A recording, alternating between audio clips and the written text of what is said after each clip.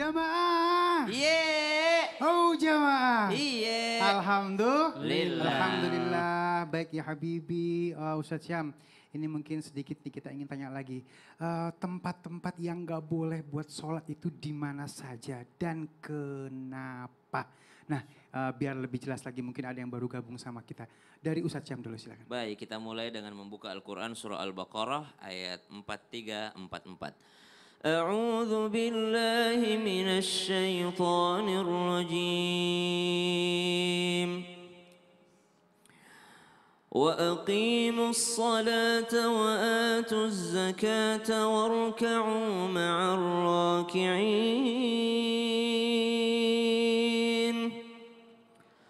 أتأمرون الناس بالبر وتنسون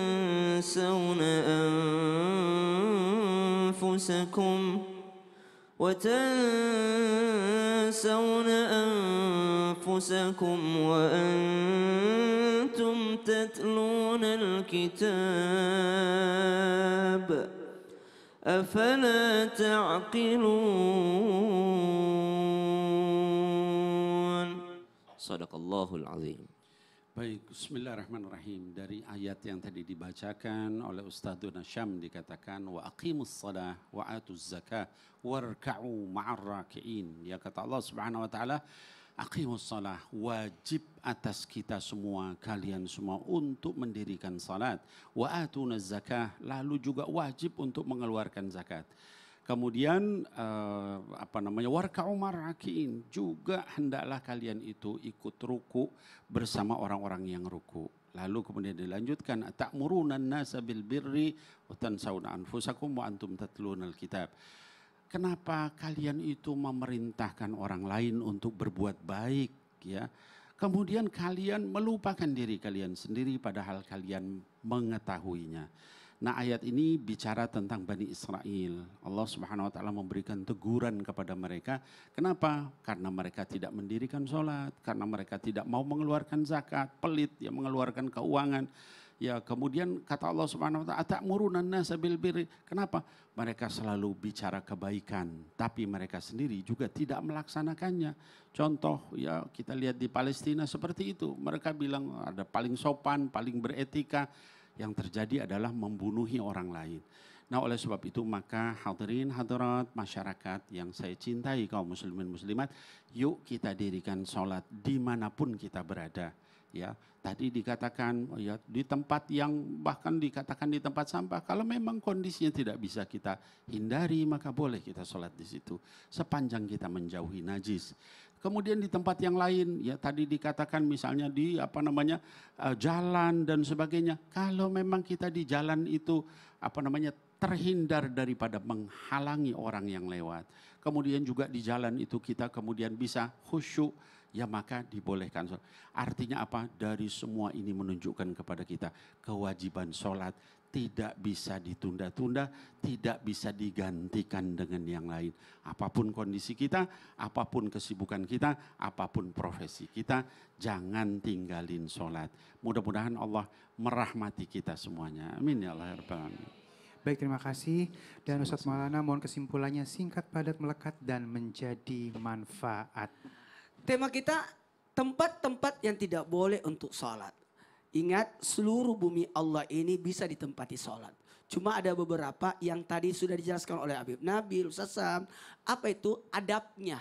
Beradab enggak kalau kita menghadap Allah di tempat itu? Begitu pula ada syariatnya, ada aturannya. Maka tempat-tempat dilarang untuk sholat, jangan sholat di tempat itu. Yang pertama adalah tempat sampah. Jangan, karena dikhawatirkan ada najis. Kemudian penyembelian hewan. Jangan sampai tempat penyembelian hewan itu pasti ada najis banyak di mana-mana. Kemudian apa? Di kuburan jangan sampai menjadi musyrik, syirik dan sebagainya. Kemudian di tengah jalan karena mengganggu aktivitas orang. Atau tidak mungkin dia usah-usu. Kecuali kalau memang masjid itu di depannya ada jalanan kemudian ditutup. Karena kapasitas yang tidak memungkinkan karena sudah full banyak orang. Tapi kan ditutup.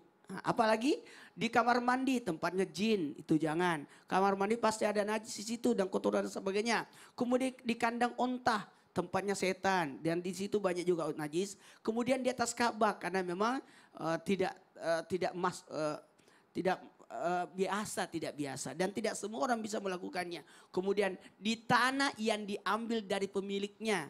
Ingat, kalau tahu tanah itu diambil pemiliknya, maka tidak boleh. Maka, yuk, syarat sahnya sholat itu adalah sholat di tempatnya harus suci bersih. Itu yang paling penting. Maka kita menghadap kepada Allah dengan menggunakan adab. Bagaimana perlakuan kita? Maka yuk di rumah kita siapkan tempat untuk sholat.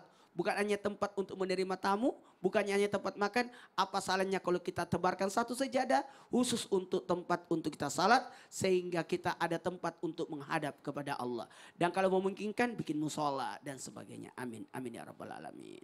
Baik, alhamdulillah, terima kasih guru-guru yang dimuliakan Allah Subhanahu wa taala. Terima kasih jamaah yang sudah hadir dan pemirsa di rumah, selamat beraktivitas. Jamaah, alhamdulillah. Salatullah Salamullah ala toha rasulillah.